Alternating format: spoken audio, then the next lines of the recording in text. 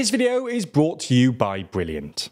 With the election just around the corner, all of the major parties are scrambling to find candidates. Smaller parties like Reform UK will find this particularly difficult, with them lacking the infrastructure to properly vet candidates in such a short campaign period. Inevitably, this will lead to a number of humiliating situations where candidates, or even if they're elected, MPs, have to resign for issues that would have been caught in regular vetting. However, it's not just the smaller parties that are going to have to deal with all of these problems. The larger parties, specifically the Tories, are facing a problem with candidate selection. This is ultimately because not only are a huge number of MPs stepping down, but every day the resignation list is getting longer. So in this video, we're going to have a look at how many Tory MPs are stepping down, why they're stepping down, and ultimately whether the Tories are going to be able to replace them in time for the election.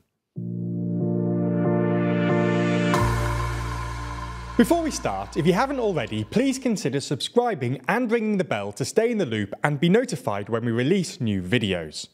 Now, to be fair, we already knew before the election was called that this would be an issue for the Tories. Prior to the election being called, 66 Conservative MPs announced that they'd be standing down at the next election.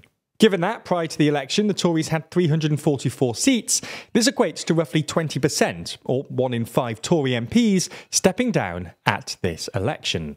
Now, since the election was called, we've seen even more MPs announce that they're stepping down, with the number having risen to 77, at least as of 9 AM on the 29th of May. The group of 77 resigning MPs includes some very high-profile figures, like Sir Graham Brady, the chairman of the 1922 committee, Chris Grayling, a former Transport Secretary, George Eustice, also a former Transport Secretary, Michael Gove, the Levelling Up Minister and former Education Secretary, Matt Hancock, a former Health Secretary, Sajid Javid, a former Chancellor, and even Theresa May, a former Prime Minister. In fact, of the 77 stepping down, 22 of them are either a current or former Secretary of State. Now, it's true that this is a lot of MPs to be stepping down at an election. In 2019, only 32 Tory MPs resigned, and in 2017, this number was only 12. But it isn't actually the most an incumbent party has seen resign at an election. Even just back in 2010, 100 Labour MPs stepped down from the party. Although it's worth noting that MPs were embroiled in the expenses scandal back then, and there's still 5 weeks until polling day, so the 2024 Tory number could eclipse this. However, there probably is something in the fact that the 2010 Labour resignation rate and the 2024 Tory resignation rates are so high compared to the other elections in between. In 2010, Labour had been in power for 13 years, and polls showed that they were likely not going to be the largest party following the 2010 election. Similarly, in 2024, the Tories have been in power 14 years, and polls are showing that they're unlikely to win the election. Tory MPs are well aware of this, and many likely want to step down on their own terms with dignity, rather than be booted out by the electorate. Similarly too, many Tory MPs have probably reasoned, like their Labour counterparts in 2010, that the job of opposition is just not as exciting as the job of governing. Opposition is a thankless task. You have no opportunity to actually change the country. You find it much harder to set the agenda, and journalists are just less interested in you, which results in you getting less airtime and finding it harder to build your media profile. This argument might explain why so many of the Tory MPs planning to step down were elected in 2010, just as the Tories had achieved power. For their part, the Labour Party are just not faced with this same problem this time around. This time, in total, they have only 30 MPs stepping down, a much more manageable number. What makes this even easier for them is the fact that the party has known for a while about the vast majority of their retiring MPs, meaning that they've had a lot longer to make plans. Back on the 1st of June last year, there were 14 known retiring Labour MPs. Just prior to the election being called last week, this had increased to 21, and as of Wednesday morning, this had increased to 30. Which, to be fair, just isn't all that much of an increase. As of June the 1st last year, the Tories only knew about 32 retiring MPs.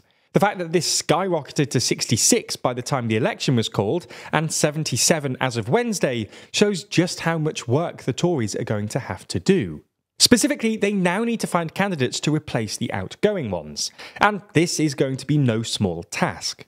On Monday, The Spectator reported that Labour are far ahead of the Tories in finalising their candidates.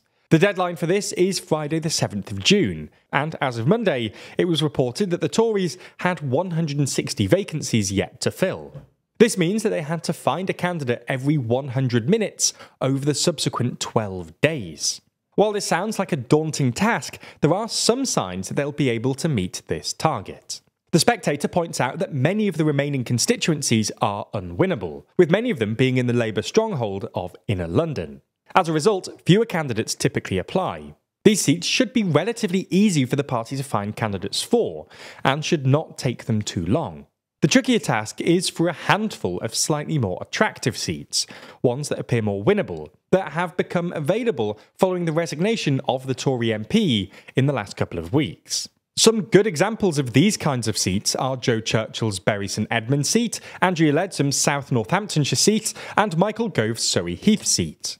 These constituencies have majorities of 24,998 votes, 27,761 votes, and 18,349 votes, respectively. The Tories will want to select their candidate far more carefully here, as whoever they select stands much more of a chance of winning. They will, therefore, want to stand a candidate favoured by the party leadership. They'll also want to make sure that whoever they pick has been properly vetted, as if they are elected, any potential scandals could inflict real damage on the party. So all in all, this is going to be a tricky task for the Conservatives, and whether they succeed, as of right now, is anyone's guess. When making videos like this, we rely on tons of data analysis to interpret crucial economic data and understand political decisions. But this kind of analysis isn't just crucial for our jobs. As our world becomes more driven by AI and data, your job will likely require more analytical skills too. That's why we've been using Brilliant. Brilliant is the STEM learning platform which can teach you all the skills you'll need in an increasingly digital workplace. They've just introduced a whole collection of new programming and LLM courses, suitable for learners at any level, taking you through everything from learning Python to understanding the importance of training data. And Brilliant isn't just about memorization and lectures. Brilliant teaches you by doing, using active learning techniques to teach you the principles behind otherwise quite complex topics, and ensuring that you actually understand what's going on, with thousands of interactive lessons in maths, data analysis, programming, and AI. All of Brilliant's courses are split into easy-to-digest chunks, meaning you can quickly and easily gain real knowledge in just a few minutes a day, with fun lessons you can do whenever you have time, replacing mindless scrolling on the bus or waiting for coffee with something stimulating and rewarding. To gain access to Brilliant for free for a full 30 days, head to brilliant.org/TLDR. or click the link in the description. That way you'll also get 20% off an annual premium subscription, and they'll know that you came from us, which really helps us out. Thanks to Brilliant for sponsoring this video, and thank you for your support.